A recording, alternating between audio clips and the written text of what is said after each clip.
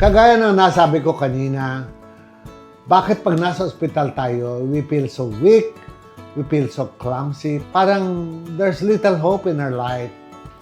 Pero dito sa stem cell treatment, ang saya-saya mo. Magaang na magaang ang pakiramdam mo. You're looking forward of being young again. You're looking forward of doing the things that you used to do that you cannot do anymore. Ibang klase, 3 araw kang nandun, 5-star hotel, free ang breakfast. Pagkatapos ng breakfast, pupunta ka na sa clinic, which is just in the 2nd floor ng hotel. And when you go in to the clinic, pinakita ko naman po sa inyo kung gaano kaganda lahat ng mga protocols, lahat ng mga procedures na gagawin sa atin. Lagi may mga nakabantay na nurses sa'yo. Alam mong alagang-alaga ka. Nung pumasok po ako dito, ang unang-unang ginawa sa akin ay yung blood analysis. Gusto ko pong silipin.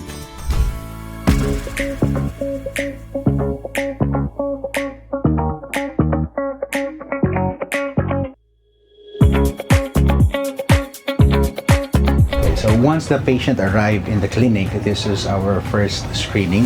It's called the live blood analysis. This is Mother Ricky's live blood analysis,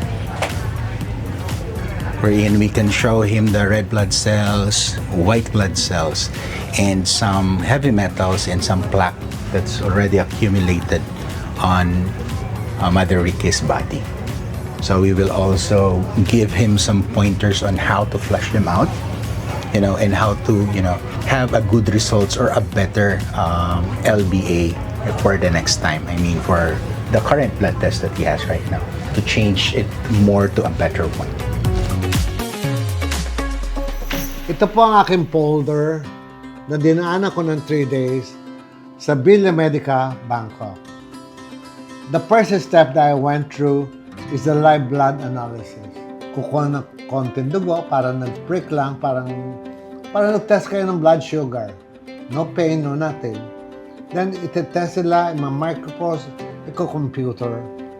At yung live blood analysis ay nakakatuwa dahil dito ay sinusukat nila yung oxygen level ng ating dugo. Sinusukat nila na kailangan matanggal ang mga arthritis, osteoarthritis, at gout sa ating katawan.